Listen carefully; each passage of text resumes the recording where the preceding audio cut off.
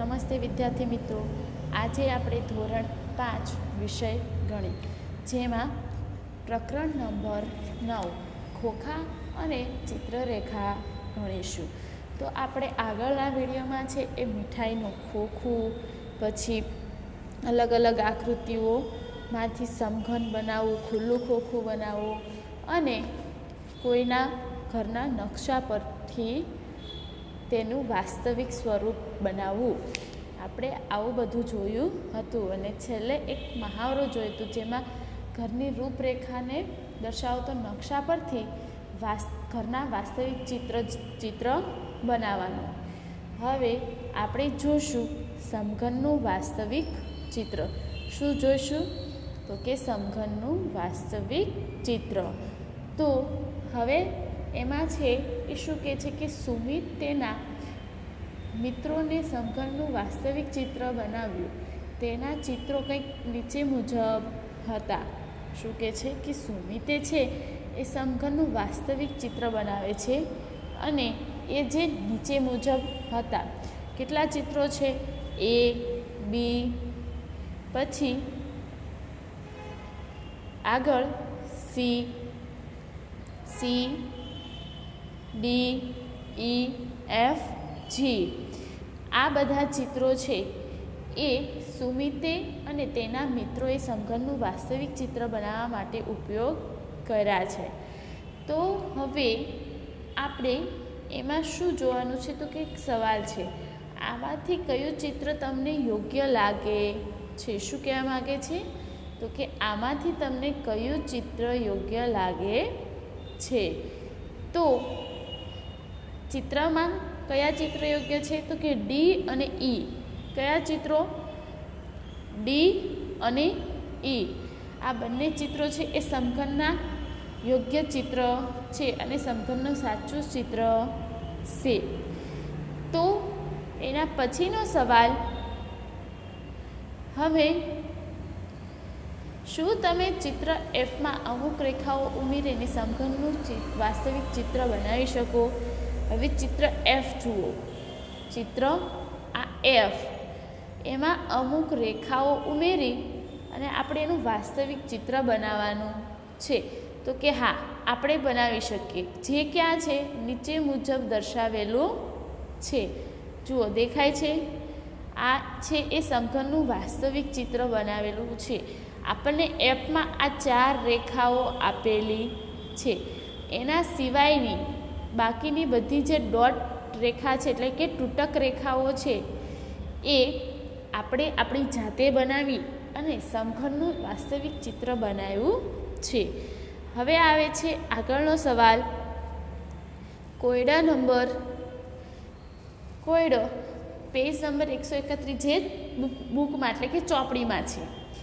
એક સમઘન બનાવવા માટે આ આકૃતિને વાળવામાં આવી। શું કહે છે કે એક સમઘન બનાવવા માટે આકૃતિ, હવે તમે આ આકૃતિને તમે જોઈને કહી શકો કે આ આકૃતિ શેની હશે? તો કે હા, આ આકૃતિ એક પાસાની આકૃતિ હશે।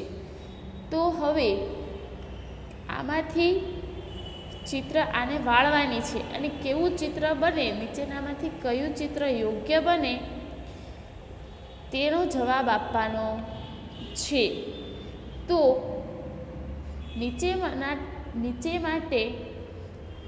નીચેમાંથી કયું ચિત્ર વાસ્તવિક તમને યોગ્ય લાગે છે? તો આપણને આમાંથી કયું ચિત્ર યોગ્ય લાગે છે? તો કે A, B, E, A, B અને E। હવે કઈ રીતે? તો કે આપણે જ્યારે એને વાળીશું તો પાસો કઈ બાજુ આવે એ પણ આપણે જોવું પડે ને। તો આમાં આપણને દેખાય ને એટલી જગ્યામાં પાસામાં બહાર છે એ 4 એક વખત દેખાઈ શકે છે। પાછળની બાજુ જે વસ્તુ હશે એ આપણને દેખાશે નહીં। 4 દેખાઈ શકે, 1 દેખાઈ શકે, 2 દેખાઈ શકે, બરાબર। હવે આગળ જુઓ,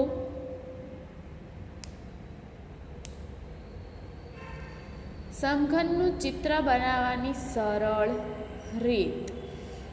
શું કહે છે? સમઘનનું ચિત્ર બનાવવાની સરળ રીત. તો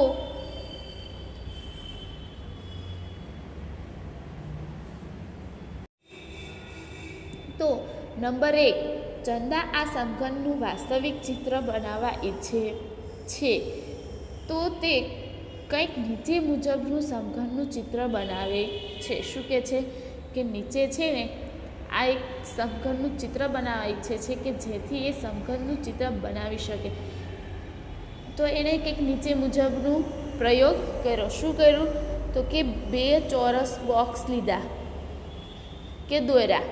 કઈ રીતે? આ રીતે.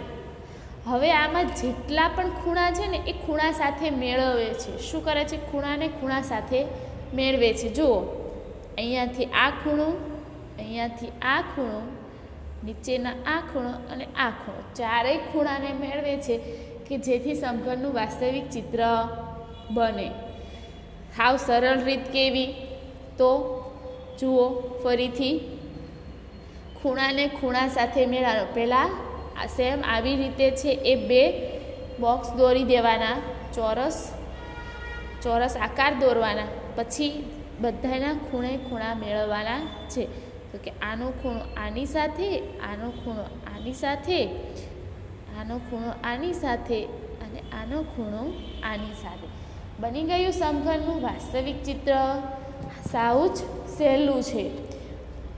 હવે આવે છે આ જ રીતે નીચે દર્શાવેલા ખોખાનું વાસ્તવિક ચિત્ર બનાવો. શું કહે છે? આ જ રીતે એક નીચે ખોખું છે એનું વાસ્તવિક ચિત્ર બનાવવાનું કહે છે. તો હવે શું છે? વાસ્તવિક આ ખોખાને વાસ્તવિક ચિત્રમાં ફેરવું એટલે 2 આકાર કયા દોર્યા હોય? 2 જુદા જુદા આકાર દોરેલા.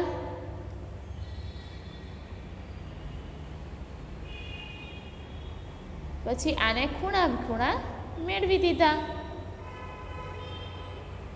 થઈ ગયું વાસ્તવિક ચિત્ર. હવે આવે છે દિવાસળીની પેટીની રમત. શું આવે છે? દિવાસળીની પેટીની રમત. હવે એમાં કહે છે કે નવીન, ભાસ્કર અને પ્રતિજ્ઞાએ દિવાસળીની પેટીઓનો ઉપયોગ કરી અને એક પુલ બનાવે છે. શું કહે છે કે નવીન, ભાસ્કર અને પ્રતિજ્ઞા દિવાસળીનો પેટીનો ઉપયોગ કરીને એક પુલ બનાવે છે જે નીચે મુજબ છે. તો હવે નવીન ને પ્રતિજ્ઞા પુલના ચિત્ર બનાવ્યા. ત્યાં તો કહે છે કે હું જ્યાં ઊભો છું ત્યાંથી મને પુલ કંઈક આવો દેખાય છે. કેવો દેખાય છે? નિવન શું કહે છે કે એ જ્યાંથી ઊભા છે ત્યાંથી પુલ કેવો દેખાણો? કંઈક અલગ જ રીતે બતાડો. તો હવે એમાં બીજું શું આવે છે? તો કે મને તો પુલ કંઈક આવો બતાય. અલગ અલગ બધાને છે એ પુલ બતાતો હોય છે. તો હવે એવું કઈ રીતે થાય કે પુલ અલગ અલગ રીતે બતાય? કેમ થાય? જો કોઈ ઉપરથી ઊભું હોય, પુલની ઉપર ઊભું હોય તો એને પુલનો માત્ર છે એ ઉપરનો જ ભાગ દેખાશે. પછી જો કોઈ એને સાઈડમાં ઊભું હશે તો પુલ એને આખો દેખાશે. તો પુલની સામે ઊભા હોય તો એને પુલનો માત્ર આગળનો ભાગ, એની સામે જે ભાગ આવતો હોય એ જ દેખાય છે. હવે શું કહે છે કે જો તમે પુલની બાજુથી જુઓ તો કેવો દેખાશે? પુલને તમે બાજુથી જોવો એટલે કે પુલનું તસવીર એટલે કે ચિત્ર છે એને બાજુથી જોવામાં આવે તો તેનું વાસ્તવિક ચિત્ર તમને કેવું બનાવશો? એનો બનાવવાનો પ્રયત્ન કરો. તો આપણે એને બાજુથી જોયો એટલે કંઈક આ રીતનો પુલ બનાવ્યો છે. હવે આવે છે મહાવરો. નંબર 1, પુલના ચિત્રો બનાવી બતાવો કે પુલ કેવો દેખાશે, ઉપરથી, સામેથી કે બાજુથી. હવે પુલનું એક ચિત્ર બનાવ્યું છે. હવે એક કઈ બાજુથી દેખાય છે? તો કે જવાબ આવે આ.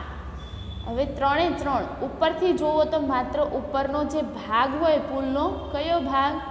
તો કે આ જે ભાગ હોય એ જ માત્ર છે એ ઉપરથી દેખાય. પછી સામેથી જોવામાં આવે તો, સામેથી પુલને જોવામાં આવે તો શું થાય? માત્ર આ ભાગ દેખાય. અને બાજુએથી જોવામાં આવે તો આ આખો ભાગ દેખાય. હવે જુઓ,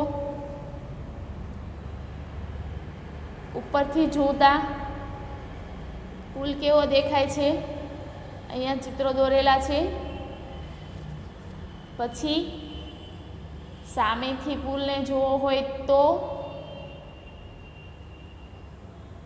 કંઈક આવો દેખાય છે. અને બાજુમાંથી પુલને જોવો તો કંઈક આ રીતનો પુલ દેખાય છે. બધા 3 એ 3 ચિત્રો દર્શાવેલા છે. હવે આવે છે નંબર 3. દિવાસળીની પેટીઓથી કે પેટીઓની મદદથી એક મોડેલ બનાવો કે જે કંઈક નીચે મુજબ દેખાતું હોય. દિવાસળીની પેટીમાંથી તમારે ચિત્ર બનાવવાનું અને આવું જ સેમ છે એ તમારી નોટબુકના મોડલનું વાસ્તવિક ચિત્ર બનાવો. એટલે કે તમારે તમારી નોટબુકમાં આવું કંઈક ચિત્ર પણ બનાવી શકો છો. હવે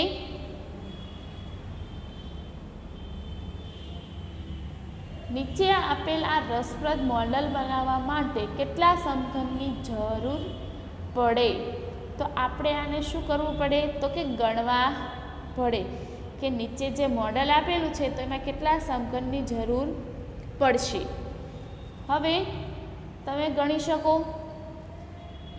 આ 1 2 3 4 5 આવી રીતે 5 1 2 3 4 5 5 6 7 8 9 એટલે કે 9 પંચા 45ની હાર પાછળની, કારણ કે આ આટલું ઉપરનું નથી, આખું છે એટલે 45 પાછળની હરોળમાં. પછી બીજી હરોળમાં 1 2 3 4 5 6 7 8 9 10 11 12 13. બીજા કેટલા?